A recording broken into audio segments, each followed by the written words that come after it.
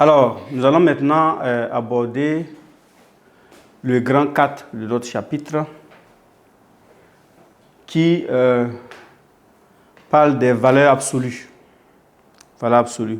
Alors, c'est un chapitre vu un peu dans les classes antérieures, c'est dans le 4e, mais en 3e, nous allons un peu l'approfondir. Alors, nous mettons grand 4, valeur absolue.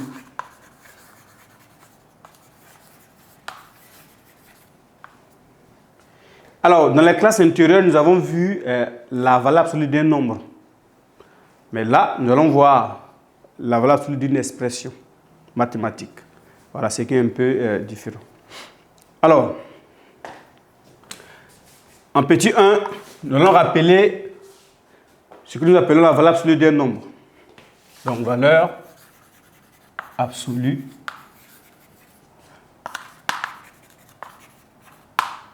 voilà, d'un réel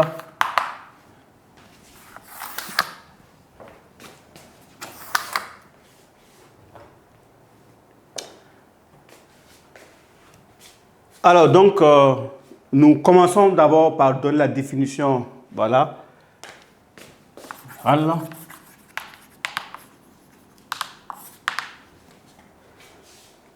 La valeur absolue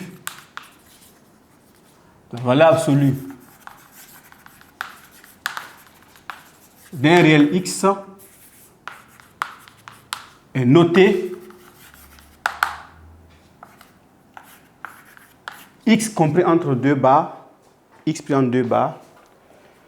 Donc la valeur absolue d'un réel x est notée grand x et est définie, voilà, et est définie par valeur absolue de grand x égale, de x égale à x si x est supérieur ou égal à 0 et à moins x si x est inférieur ou égal à 0. Donc, la conséquence de cette propriété-là, c'est pour dire que la valeur absolue d'un nombre est soit, si la valeur absolue d'un nombre est égale à 0, ça veut dire que le nombre lui-même est égal à 0. La valeur absolue d'un nombre est toujours supérieure ou égale à 0. Donc ici, la valeur absolue consiste à rendre un nombre qui est négatif positif. Voilà. Si le nombre est déjà positif, sa valeur absolue donne le même nombre. Donc là, simplement dire que la valeur absolue d'un nombre est toujours positive. Alors, pour matérialiser cela, nous allons faire un petit tableau, juste pour comprendre un peu ce qui se passe ici.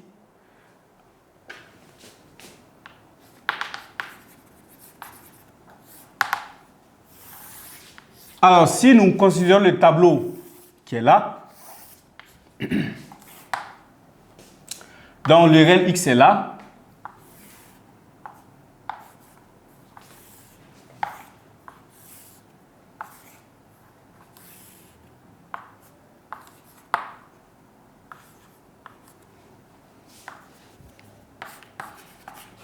alors, si nous avons compris cette expression, nous pourrons être capables de remplir le tableau sans problème. Voici les valeurs de x. Donc x prend moins 3, x prend 0, x prend 8, x prend moins 9, x prend petit a. Mais nous allons, dans les cellules du bas, remplacer chaque nombre par sa valeur absolue. Donc là, valeur absolue de moins 3, ça va donner... Alors ici, nous sommes dans ce cas. Voilà, dans ce cas. Parce que quand on regarde, là on a valeur absolue de moins 3. Ici, x est négatif. Donc, comme x est négatif, nous utilisons cette expression. Donc là, nous allons, valeur absolue de moins 3 égale à moins, parenthèse, moins 3. Le moins qui est là, c'est celui qui est là. Donc là, ça va donner plus 3. Donc voilà, celui de moins 3 nous donne 3 ou plus 3. Donc là, moins 3. Alors ici, dans la conséquence on a bien dit que si la valeur absolue d'un nombre égale à 0, ce nombre lui-même est nul. Là, valeur absolue de 0, ça fait 0. Ça fait 0 lui-même. Donc là, parce que nous savons que moins 0 égale à plus 0 qui est égal à 0. Voilà. La valeur absolue de 8, c'est 8 parce que là, nous sommes dans ce premier cas. Parce que là, x est déjà positif. Donc, il sort pareil. Donc, vous voyez que voilà, c'est x donne x lui-même, si x est positif. Donc là, nous aurons 8 ici. Ici, x égale à moins 9. Nous sommes dans le second cas. Donc, voilà, celui de moins 9 nous donne moins 9, ça fait plus 9. Donc là, nous aurons 9. Voilà celui de a. Donc, voilà celui de a reste ainsi. Donc, voilà celui de a se note ainsi. Alors, donc, ici, nous avons essayé d'expliquer par un petit exemple la formule ici. Voilà, donc, la valeur absolue d'un nombre donne le même nombre si le nombre est positif. La valeur absolue d'un nombre donne son opposé si le nombre est négatif. Voilà. Alors, donc, ça, c'est un petit rappel de la quatrième. Mais il faut comprendre pour pouvoir comprendre la suite. Nous allons maintenant aborder la valeur absolue d'une expression mathématique. Parce que là, c'est pour un nombre. On l'a vu, ça, c'est pour un nombre. Maintenant, lorsque nous avons une expression, comment il faut se comporter. Donc, en petit 2, valeur absolue.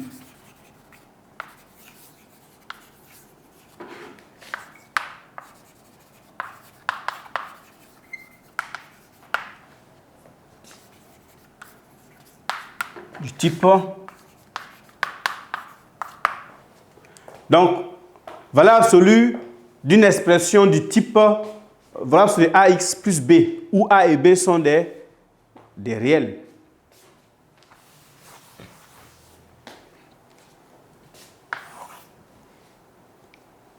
Alors, pour cela, nous allons voir, on a distingué deux cas. Et il faut dire que nous avons plusieurs techniques pour pouvoir faire ce travail. Mais là, nous allons utiliser une technique qui répond à tous les cas. Voilà, à tous les cas qu'on peut avoir. Voilà, parce qu'il y a des techniques qui sont plus faciles dans d'autres cas et compliquées dans d'autres cas. Mais là, nous allons voir une technique qui va nous permettre de résoudre tout type d'exercice que nous pourrons rencontrer. Alors,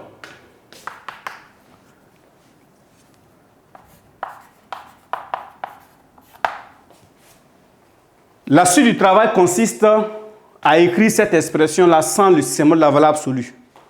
Donc, écriture de ax plus b sans le symbole de la valeur absolue. Alors, nous allons distinguer deux cas, deux grands cas, qui vont résumer tout le reste. Nous allons prendre le cas où a est inférieur à 0 et le cas où a est supérieur à 0. Parce que c'est a qui va influer sur l'expression mathématique sans le symbole de la valeur absolue. Pour cela, donc, posons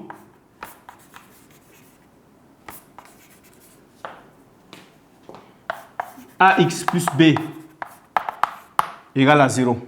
Comme on l'a dit, si une expression avec valeur absolue est égale à 0, ce nombre lui-même est égal à 0. Donc là, le contenu lui-même est nul. Donc là, je vais exprimer x en fonction de b et a.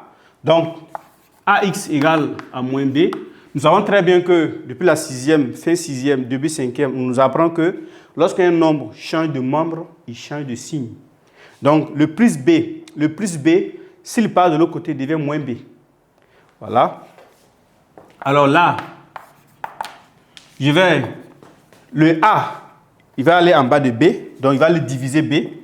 Nous aurons moins b sur a. Voilà, moins b sur a. Alors, pour la suite, nous allons faire le tableau de valeurs, comme nous l'appelons. Alors, en troisième, nous voyons deux types de tableaux. Le tableau de valeurs, avec valeur absolue, et le tableau de signes que nous allons voir dans les prochains chapitres. Voilà. Donc là, nous allons établir le tableau de valeurs.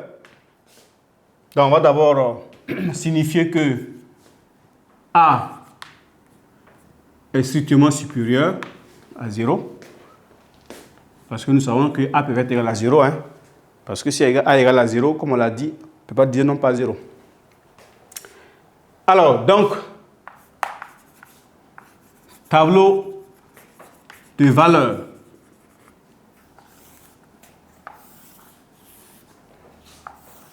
Donc, je fais mon tableau de valeurs. Là, X ici, moins l'infini dans le tableau, plus l'infini dans le tableau. Alors, je mets moins B sur A, qui s'annule là. Donc là, ici, ça veut dire quoi? Ça veut dire que si je remplace X qui est là, par moins B sur A, je vais trouver 0. Ça veut dire que ça, c'est 0. On peut vérifier. Hein? Si je prends A, donc je prends A multiplié par, je prends X qui est là, ça fait moins B sur A plus B est égal à quoi? Puisque là, les A ont simplifié. Je vois moins B plus B est égal à 0. Donc, ça signifie que l'expression qui est là s'annule ici. OK?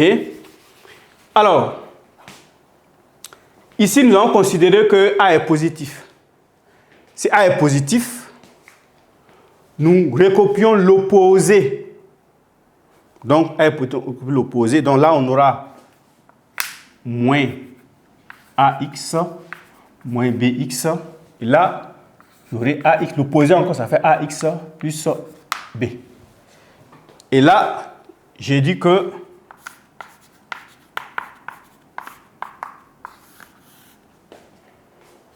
l'expression qui est là est égale à cette expression si le X varie entre moins l'infini et moins B sur A. Donc, moins AX, moins B, si X est élément. On a vu les intervalles au grand 1. Voilà les intervalles, c'est ça. Donc, moins l'infini à moins B sur A, ferme. Également, cette expression-là est égale à cette expression si X est élément de cet intervalle. Donc, AX plus B, si X est élément de moins B sur A plus l'infini. Ça, c'est le cas où A est positif. Donc, voici l'expression de AX plus B sans le symbole de la valeur absolue. Donc, nous avons deux expressions. Voilà. Donc, nous avons cette expression et cette expression-là. Donc, chaque expression est vraie si X là vérifie l'intervalle qui correspond. Maintenant, nous passons au cas où A est négatif. Donc, A inférieur à 0. Donc là, nous pouvons même encadrer celui-là, parce que c'est très important. Voilà. Au cas où A est négatif, nous allons établir toujours le tableau de valeurs.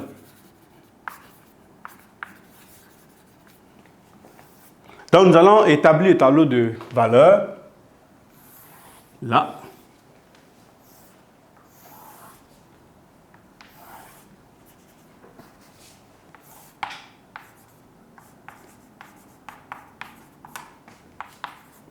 Donc, ça donne toujours à moins A sur B.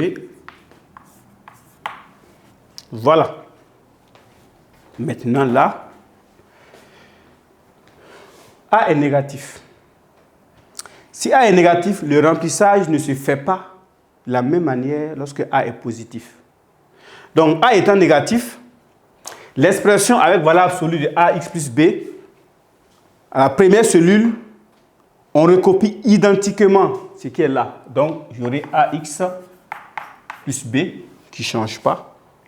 Et là, comme ça s'annule, ça change ici. Donc, je pris l'opposé de lui, là, ça fait moins AX. Lui, son opposé, ça fait moins B. Donc, ça veut dire quoi? Que l'expression sans valeur absolue de AX plus B va nous donner quoi? Ça nous donne cette expression-là, si X est élément de cet intervalle. Et également, ça nous donne cette expression-là, si X est élément de cet intervalle.